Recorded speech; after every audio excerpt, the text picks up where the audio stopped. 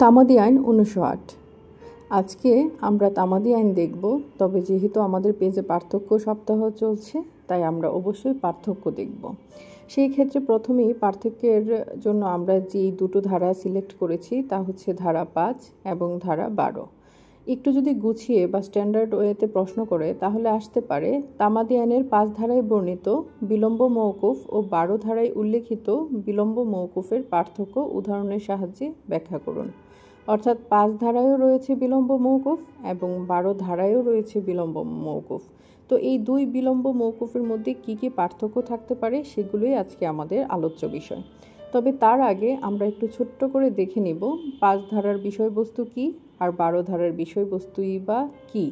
সেই ক্ষেত্রে ৫ ধারায় বলা হয়েছে কতিপয় ক্ষেত্রে মেয়াদ বা সময় বৃদ্ধিকরণ, এবং ১২ ধারায় বলা হয়েছে আইনানুগ কার্যধারায় যে পরিমাণ সময় গণনা হতে বাদ দিতে হবে। এই তো গেল আমাদের মূল বিষয়বস্তু বা টাইটেল। তারপরেই আমরা ৫ ধারার ক্ষেত্রে দেখব এই ৫ ধারার বিধান আসলে কোন কোন ক্ষেত্রে প্রযোজ্য আর ১২ ধারার বিধান কোন কোন ক্ষেত্রে প্রযোজ্য। সেই ক্ষেত্রে আমরা দেখতে পাচ্ছি, আপনারা যদি একটু ভিডিওতে দেখেন, হাতে লেখা আছে ৫ ধারার বিধান মূলত ৫টি ক্ষেত্রে প্রযোজ্য। সেই ৫টি ক্ষেত্র হচ্ছে আপিল করার অনুমতি দরখাস্ত, রায়ের পুনর্বিচার দরখাস্ত, রায়ের পুনরীক্ষণের দরখাস্ত এবং অন্য যে কোনো দরখাস্ত। যদি আমরা একটু ইংলিশে বলি, appeal, leave to appeal, revision, review and any other applications. তারপরে যে বিষয়টি থাকছে ৫ ধারার বিধান যেহেতু ৫টি ক্ষেত্রে প্রযোজ্য, তাহলে কোন কোন ক্ষেত্রে প্রযোজ্য নয়। ৫ ধারার বিধান মূলত ২টি ক্ষেত্রে প্রযোজ্য নয়, তবে এই ক্ষেত্রে মনে রাখার জন্য আপনারা টেকনিক অবলম্বন করতে পারেন। নয়, দন্তান্ন অন্তস্তয়, নয় বানানে যেমন দুটো অক্ষর আছে, ঠিক তেমনি ৫ ধারার বিধান প্রযোজ্যও হবে না ২টি ক্ষেত্রে বা ২টি বিধানে। সেই বিধান দুটি হচ্ছে বিশেষ আইনের ক্ষেত্রে এবং মূল মামলার ক্ষেত্রে। মূল মামলার ক্ষেত্রে যদি আমরা একটু উদাহরণ দিয়ে দেখি, তাহলে যেমন সত্য ঘোষণার মামলা, স্থায়ী নিষেধাজ্ঞার মামলা, অগ্রক্রয়ের মামলা ইত্যাদি। এই ক্ষেত্রে আপনাকে অনেক সময় এমসিকিউ থেকেও প্রশ্ন করে ফেলে, মানে কোন ক্ষেত্রে ৫ ধারার বিধান প্রযোজ্য নয়। সেই ক্ষেত্রে থাকতে পারে সত্য ঘোষণা, স্থায়ী নিষেধাজ্ঞা, অগ্রক্রয়, এগুলো অপশান আকারে আপনাকে দিয়ে দিতে পারে। তারপর থাকছে ১২ ধারা। ১২ ধারায় বলা হয়েছে ১২ ধারার ক্ষেত্রে নিম্নোক্ত সময় বাদ দিয়ে তামাদির মেয়াদ গণনা করতে হবে। অর্থাৎ নিচে যেই সময়গুলো উল্লেখ করা হয়েছে সেই সময়গুলো বাদ দিয়ে ১২ ধারার সময় গণনা করতে হবে। সেই ক্ষেত্রে বলা হয়েছে মামলা, আপিল বা দরখাস্তের মেয়াদ আরম্ভের দিন।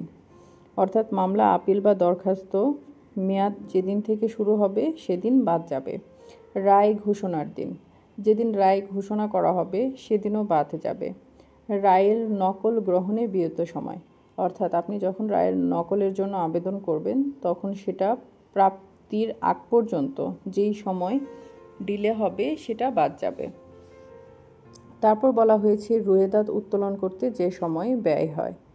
রুয়েদাত আমরা জানি মীমাংসা মামলায় যে ধরনের ডিসিশন দেওয়া হয়ে থাকে সেগুলোকেই সাধারণত রুয়েদাত বলা হয়ে থাকে। সেই রুয়েদাত উত্তোলন করতেও যে সময় ব্যয় হবে সেগুলো ১২ ধারার ক্ষেত্রে বাদ যাচ্ছে। তো আমরা চলে যাই, আমরা যেহেতু ধারায় কি কি আছে মোটামুটি ছোট্ট করে একটু দেখে নিয়েছি, এখন আমরা চলে যাব মূল আলোচনায়, যেখানে আমাদের আলোচ্য বিষয় থাকছে পার্থক্য। তো প্রথমেই শুরুতেই পার্থক্যে বলা হয়েছে ৫ ধারার বিষয়বস্তু হলো কতিপয় ক্ষেত্রে মেয়াদ বা সময় বৃদ্ধি করা, যেটা আমরা আগেই দেখেছি ৫টি ক্ষেত্র। এই ক্ষেত্রে কেবলমাত্র ৫ ধারার বিধান প্রযোজ্য করে সময় বৃদ্ধি করা যায়। ১২ ধারার বিষয়বস্তু হলো আইনানুগ কার্যধারায় যে পরিমাণ সময় গণনা হতে বাদ দিতে হবে।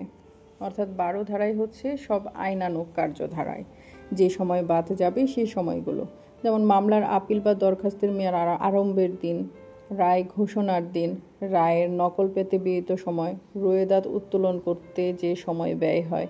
এখানে কিন্তু আইনের বাইরে কোনো নির্দিষ্ট করে সময় উল্লেখ করা হয়নি, তাই বলা হয়েছে ১২ ধারার বিষয়বস্তু হলো আইনানুগ কার্যধারায় যে পরিমাণ সময় গণনা হতে বাদ দিতে হবে।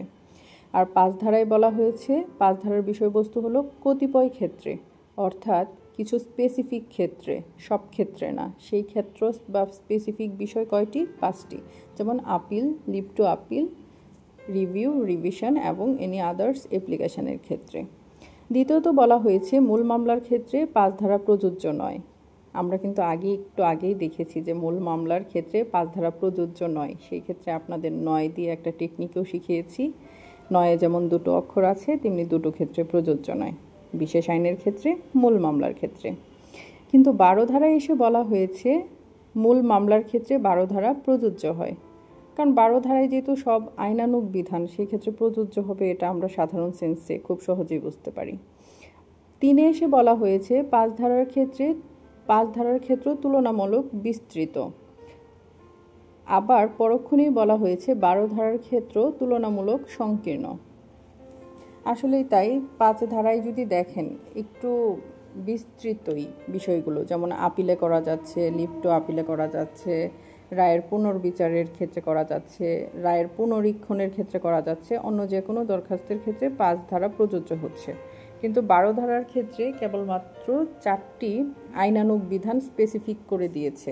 তাই এখানে বলা হয়েছে 5 ধারার ক্ষেত্র তুলনামূলক বিস্তৃত, কিন্তু 12 ধারার ক্ষেত্র তুলনামূলক সংকীর্ণ। 4-এ বলা হয়েছে 5 ধারায় বিলম্ব মওকুফের আদালতের স্বেচ্ছাধীন বিষয়। 5 ধারার বিলম্ব মওকুফ আদালতের স্বেচ্ছাধীন বিষয় হলেও 12 ধারায় এসে বলছে 12 ধারার প্রয়োগ আদালতের জন্য বাধ্যতামূলক। স্বেচ্ছাধীন বিষয়টা হচ্ছে আদালতের বিবেচনামূলক ক্ষমতা, বা তিনি ইচ্ছা করলে দিবেন, ইচ্ছা করলে দিবেন না। যেহেতু এদিকে বলা হয়েছে কতিপয় ক্ষেত্রে 5 ধারায় সময় বৃদ্ধিকরণ, তো 5 ধারার ক্ষেত্রে আদালত চাইলে সময় বৃদ্ধি করতে পারেন, আবার নাও পারেন। কিন্তু 12 ধারার ক্ষেত্রে অবশ্যই আদালতকে সময় বৃদ্ধি করতে হবে, কারণ আদালত এই ক্ষেত্রে আইনানুগভাবে বাধ্য। 5-এ এসে বলা হয়েছে 5 ধারা একটি বিশেষ বিধান এবং 12 ধারা সাধারণ বিধান। 5 ধারা যেহেতু একটা আদালতের স্বেচ্ছাধীন ক্ষমতার উপর ডিপেন্ড করছে, আদালত চাইলে দিতে পারবে, না চাইলে দিবে না, সেই ক্ষেত্রে এটা একটা বিশেষ বিধান। কিন্তু 12 ধারার বিধান হচ্ছে সাধারণ বিধান। আইনে যেগুলো সুস্পষ্ট বা স্পেসিফিক করে বলা থাকবে সেগুলো কোনো বিশেষ বিধান না, সেগুলো আসলে হচ্ছে আইনের সাধারণ বিধান।